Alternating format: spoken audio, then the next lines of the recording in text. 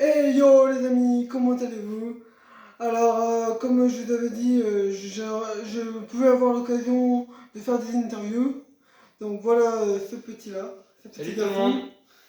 garçon. Bon, tout le monde, ça va être peut-être 40, 50 personnes, mais bon, c'est pas grave, Déjà ça. c'est déjà ça, c'est le début. Du coup, alors on va parler de sa carrière, on va parler des pourquoi, du comment il a arrêté, et des palmarès, les personnes qu'il a rencontrées. Bon, bien sûr, n'oubliez pas les masques, c'est important. Alors, première question, présente-toi. Alors bonjour tout le monde, je m'appelle Grégory, j'ai 25 ans et je suis un ancien sportif de haut niveau en pentathlon moderne. Bah voilà, Voilà. c'est moi. Donc, présente-nous ton sport. Alors mon sport s'appelle le pentathlon moderne, c'est 5 sports, natation, course à pied, tir au pistolet, escrime et équitation. C'est un sport qui est complet, un sport militaire qui a été remis au goût du jour par le baron Pierre de Coubertin. Il a fait son apparition au jeu pour la première fois en 1912. Et du coup, ben, c'est un sport qui est à la base militaire. Alors, on n'enchaîne pas tous les sports, on les décortique, les sports. Est-ce que c'est un peu comme, c'est pas comme le décathlon, du coup? Non, c'est un peu pareil, mais nous, on n'a pas que des sports de l'athlète, du coup, comme j'ai D'accord, expliqué. ouais. Ok, et voilà, présente-nous ton palmarès. Alors, mon palmarès, j'ai été en équipe de France pendant 5 ans. Et du coup, pour ma première participation au championnat d'Europe, j'ai gagné les championnats d'Europe en individuel. C'était en Hongrie, à Tata. Du coup, je gagne les championnats d'Europe individuels, je gagne les championnats d'Europe en équipe et je fais vice-champion d'Europe en relais cette année-là. Ensuite, j'ai été sélectionné en équipe de France cadet. En équipe de France cadet, l'année suivante, on est parti à Saint-Pétersbourg pour les championnats d'Europe. Sur ces championnats d'Europe-là, j'ai été champion d'Europe en relais, champion d'Europe en équipe et j'ai fait 8ème en individuel. Cette année-là, pareil, on est parti au championnat du monde en Hongrie, à Tata encore. Petite ville, petite bourgade, mais gros milieu du pentathlon. Cette fois-ci, j'ai fait 3ème au championnat du monde en relais. En relais, on est 3. Et pour ma dernière participation en équipe de France, j'ai été champion d'Europe en relais à Jonków en Pologne. Donc j'ai été champion d'Europe et c'est ma dernière médaille Ok. internationale. Et quelles sont les sensations quand tu as gagné? Quelles ont été tes premières impressions, ta famille, tes amis qui t'ont suivi tout le long quand tu as gagné ces médailles-là? C'est monstrueux, c'est une sensation monstrueuse. Tu revis, tu passes à la ligne d'arrivée, t'es surpuissant, tu te dis purée, tout le travail que j'ai fait avant, ça paye maintenant, ça y est, c'est fait, c'est réalisé, c'est concrétisé, j'ai fait la compétition parfaite, je pouvais pas faire mieux. Ouais, J'ai ouais, gagné. c'est vrai. Et là, c'est plein d'émotions. Les personnes qui suivent, elles sont contentes de te voir, elles sont contentes, enfin contentes de te voir, elles sont contentes de t'avoir encouragé jusqu'au bout. Puis tu penses à tous les sacrifices que tu as fait et c'est vraiment quelque chose de fort et ça procure beaucoup d'émotions. Et quelle est la première personne que tu as vue dans le stade et la première personne qui n'était pas dans le stade que tu as appelée? Alors la première personne que j'ai vue dans le stade quand j'étais champion d'Europe, pour ma première participation dans mes championnats d'Europe, c'est ma maman. Ma maman, elle était présente pendant toute la compétition et du coup, la première personne que j'ai vue à la fin, à la ligne d'arrivée, à qui j'ai sauté dans les bras, c'était ma mère. D'accord. Et après, j'ai appelé directement mes frères Ouais. pour leur dire que j'étais champion d'Europe, que j'avais gagné. Et moi, j'imagine que ta mère, elle a pleuré. Ouais, ma mère, elle a Mais tes pleuré. Ouais. frères, Mes frères aussi, mes frères, ils étaient fiers. ils étaient fiers, ouais, j'imagine bien. Avoir un frère champion d'Europe et champion du... et troisième du monde, ça. Ouais, troisième, je sais pas. Voilà. Donc, ouais, c'est un beau palmarès. Et encore, tu m'as dit, t'as pas tout mis. Donc, t'as encore des trucs, non? J'avais d'autres médailles, mais c'est sur des sports qui dérivent du pentathlon et sur. D'accord. Voilà. Ok, donc, troisième question. À quel âge as-tu commencé le sport en général et ce sport plus précisément? Alors, toujours fait du sport. Toujours. Depuis que je suis tout petit, je suis un enfant hyper actif et du coup, il fallait que je trouve le moyen de me dépenser. Donc, j'ai fait du sport. Ouais. Beaucoup de sport. J'ai commencé par monter à cheval, ce qui me permettait de me canaliser mon hyperactivité. Mais à côté de ça, je courais. J'ai beaucoup joué au rugby. J'ai fait du tennis, du vélo, du karaté, Oui, effectivement. de la gym. J'ai fait vraiment beaucoup de sport, un peu touche à tout. Et puis, j'ai trouvé le pentathlon. Et ce qui est bien dans le penta, c'est qu'en un sport, t'en as 5. Donc, Ouais. c'est super. T'as pas le temps de t'ennuyer dans un sport. Ouais, après, c'est. Moi, je reviens à l'athlétisme parce que c'est mon sport que je connais. Et le plus, on va dire, mais pareil, quand tu fais du décathlon ou quand il y a cette épreuve, je me rappelle plus le nom. Hepta. Heptathlon, voilà, heptathlon, décathlon, ou même triathlon, t'as plusieurs épreuves.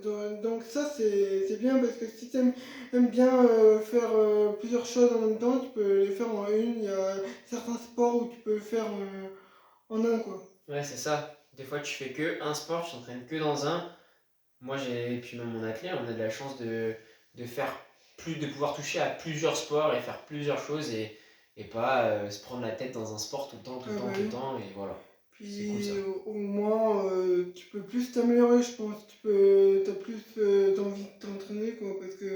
Ouais, c'est ça. Parce que par exemple, si tu cours que le 800 mètres en athlète, quand tu vas atteindre le Graal, tu vas te dire, je sais pas où. Tandis que, par exemple, là, si tu es excellent à l'équitation, après, tu peux t'améliorer encore dans Dans tous les autres dans sports. tous les autres sports, donc c'est fantastique. Mm.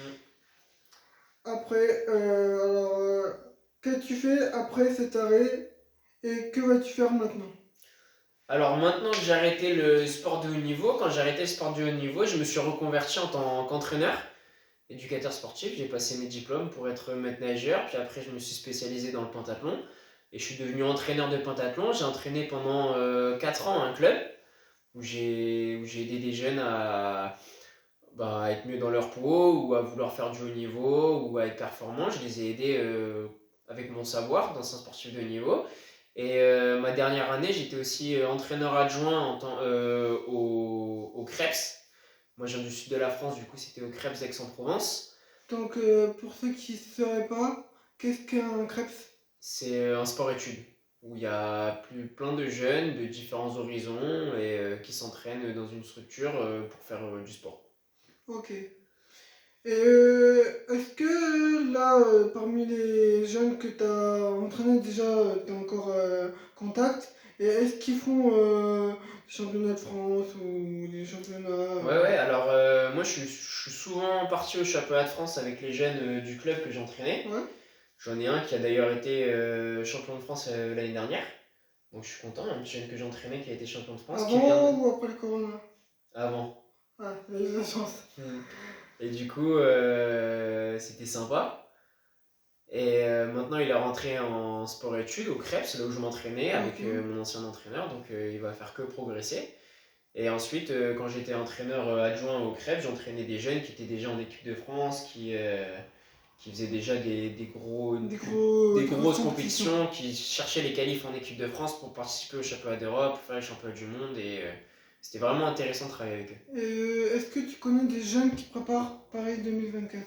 Ouais, j'ai des collègues à moi, bah, ma génération à moi, j'ai des collègues à moi, des très bons copains, qui préparent les Jeux de 2024 et qui sont sur l'INSEP à Paris.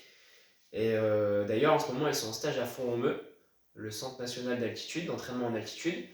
Et bah, je leur souhaite plein de bonnes chances. Et même pour Tokyo 2020 qui approche, j'ai des collègues Ouais. qui préparent Tokyo aussi. Et en plus, tu as fait du judo, il me semble? Non, j'ai pas fait de judo, moi. Non. Mais je Donc, connais des gars. tu connais des gars. Donc, pour ceux qui vont faire 2020-2021, le Japon, Ouais, c'est le pays. C'est comme moi, je suis un grand fan de foot. Du coup, au judo, c'est le Japon. Au foot, c'est le Brésil. Bah, c'est voilà. ça. Et c'est quoi le pays du pentathlon? Vraiment le pays de base, le pays vraiment, comme là je viens de dire, Japon, judo, foot, Brésil. Quel est le pays vraiment Alors, le pays en pentathlon, c'est surtout les pays d'Europe de l'Est. ouais. Et là, les 2 derniers Jeux Olympiques, les 3 dernières Olympiades, c'est des Russes qui ont gagné. Donc on va dire que pour le moment, le pays du pentathlon, c'est la Russie, mais ça va bientôt changer. Et ton pronostic, tu dirais quel pays pourrait. Ouais, alors l'année dernière, il y a 4 ans, en 2016, on a un Français qui fait quatrième. Ouais. Et là, pendant les 4 ans qui ont suivi, il a été numéro un mondial, il a été une Ah grosse oui. machine, donc moi je mets ma petite pièce sur lui. Ok. Et en plus, on a un autre Français qui a été champion du monde l'année dernière. Donc pareil, une petite pièce sur lui. Non, il y a 2 ans, juste avant le Corona, il a été champion du monde, donc petite pièce sur lui parce Pareil, qu'il lui est bien en aussi forme. chanceux. Avant le Ouais. Corona.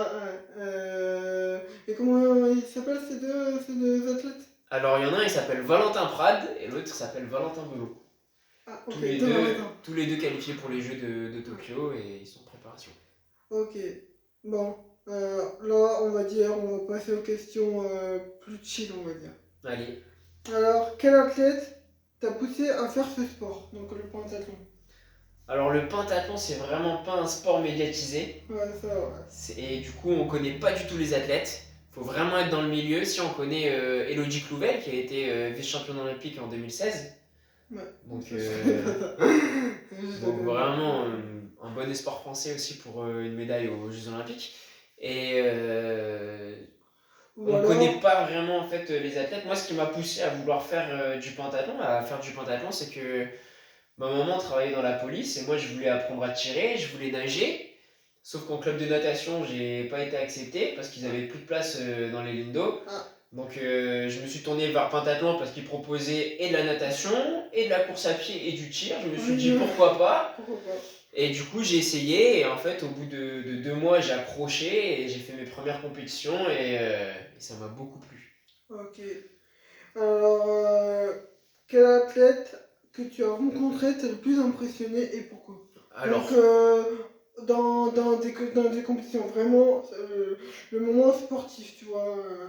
sur le moment sportif, Ouais, sur vraiment les épreuves ou les entraînements, ou que tu voyais à l'INSEP tous les jours, vraiment que.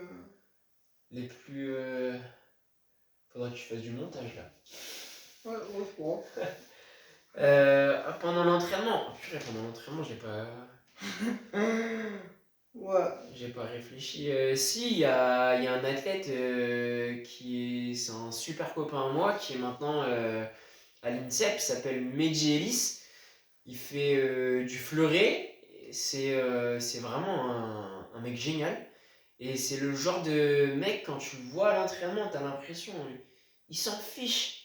Il s'en fiche, mais en fait, il est tout le temps en train de penser, il est stratégique. Il m'a vraiment impressionné parce que on a vraiment l'impression qu'il s'en fiche en fait, mais il est tout dans la stratégie et tout. Et c'était vraiment assez impressionnant. Et puis après, son état d'esprit à côté, ben, c'est un collègue à moi et il est très bon délire. Ok. Alors, quel athlète que tu as rencontré t'a le plus et celui alors, qui t'a le plus impressionné et celui qui t'a le plus déçu, humainement parlant? Alors celui qui m'a le plus impressionné, j'ai eu la chance une fois, on était en stage, équipe de France à Font-Romeu, on restait un mois et demi, non, un mois à Font-Romeu. Et un jour j'allais à la salle de prépa physique, Oui. faire ma petite séance de muscu avec mon camarade, avec mon collègue qui s'entraînait avec moi. Et on pousse les portes de la salle de muscu et là on tombe nez à nez avec Martin Fourcade. Ah, quand Et même. là, alors, on voit un mec en train de s'entraîner, à pousser et tout. Et le mec, super gentil, il nous regarde, il nous dit bonjour, on lui dit bonjour, on fait sa séance, il vient discuter avec nous, on discute avec lui. Vraiment, c'est d'une gentillesse. Et puis physiquement, il est quand même assez impressionnant et tout. C'est pas une grosse armoire, mais il est, euh, il a un J'ai sacré lancé, physique quand même. Il a un physique pour son sport. Et vraiment gentil, et c'était super cool. Du coup, à la fin, on a fini par faire des photos avec lui. euh, il t'a plus impressionné quand tu le regardes ou quand tu le regardes à la télé, puisqu'il a pris sa retraite, à la télé ou en vrai? En vrai. En vrai. En vrai, ça n'a rien à Ça voir. n'a En rien à vrai, voir. c'est. Ah, tu l'as vu en tenue de sport, quoi, tenue Ouais, c'est muscu, ça. donc Quand tu le vois en chair et en os, ça n'a rien à voir avec, ouais. à la télé. Et puis aussi, un deuxième qui m'a beaucoup impressionné, c'était Jiriner. Ouais. J'ai eu de la chance de le croiser à l'INSEP. Oh, Mais je pense qu'on se rend pas compte de physiquement comment est-ce qu'il est impressionnant. C'est En vraiment plus, là, il a perdu 20 kilos. 26 kilos. Il Il a- fait 130 kilos. Ouais, et du coup, là, il est bien affûté. Donc, pour les JO, ça promet. Bah ouais. Mais il est Ah. vraiment impressionnant. Je me rappelle encore de la taille de ses bras. C'était la taille de mes cuisses. Vraiment énorme. Ouais. Et celui qui t'a le plus déçu, on va dire? C'est dur à dire. Ou disons, l'athlète qui a une image quand tu le connais pas et une autre quand tu le connais. Le truc, c'est que Maillard, je le connais que de l'image et de ce qu'on m'a rapporté. Ouais, donc ça, ouais, donc ça compte pas, mais ouais, après, ouais, donc t'as pas d'athlète Non, qui qui ont m'ont vraiment. déçu. Ils ont. Non. Et bon, ça c'était pas, mais un coach, le coach qui t'a vraiment aidé, tu vois, un coach vraiment qui t'a fait devenir ce que tu es devenu. Bah, je dirais jamais assez merci à mon coach que j'ai eu sur Aix-en-Provence au Krebs. Ouais. C'est c'est lui, c'est pas lui qui m'a formé parce que j'ai eu un coach avant, mais c'est lui qui m'a tout appris dans le Panta et je le voyais plus que mes parents parce que j'étais à l'internat Ouais. et je lui dis merci parce que c'est lui qui m'a tout appris. Est-ce que, comme dans le foot, il y a des joueurs et entraîneurs, c'est un peu lien père-fils football. Bon, bah Est-ce que ouais, là ouais, c'est ça, carrément. c'est un lien père-fils, c'est ton deuxième père, on va Ouais, dire, c'est ça, c'est mon au deuxième niveau du père. sport. Exactement, c'est ce qu'on peut dire. Ouais, ok. Eh ben, si on regarde la vidéo, si on regarde la vidéo, je suis chanceux. Alors, raconte-nous tes trois meilleures anecdotes. Alors, mon top 1 anecdote, c'est bah, ma première sélection en équipe de France, ma médaille champion d'Europe. Parce qu'en plus de ça, ça a été fait un 14 juillet, donc jour de la fête nationale en France. Donc j'ai été champion d'Europe un 14 juillet. Ouais. C'était monstrueux. En plus de ça, ma meilleure amie, ce même jour, elle a été championne d'Europe aussi, Ah bah dis donc deux Français sur champions le d'Europe. podium. Et c'était vraiment super. On ne pouvait pas rêver mieux et c'est vraiment Et le meilleur moment dans le sport. est-ce qu'il y avait d'autres Français que tu connaissais pas forcément, mais est-ce qu'il y avait d'autres Français qui ont fait des podiums ce jour-là? Non, alors ce jour-là, Hmm. en masculin, on a fait champion d'Europe individuel, Ouais. on a fait champion d'Europe par équipe et on a fait vice-champion d'Europe en relais. Et chez les filles, elles ont fait championne d'Europe individuelle, championne d'Europe par équipe et championne d'Europe en relais. Ok. Elles ont tout gagné. Eh ben dis donc. Donc sur 6 podiums, il y a eu 5 Marseillaises. Eh ben dis donc ça. C'était vraiment monstrueux. Ouais. Bon, le deuxième du coup. Ensuite, moi deuxième, bah, c'est ma médaille au championnat du monde. Première participation au championnat du monde. J'étais pas censé être sur le relais garçon Ah oui.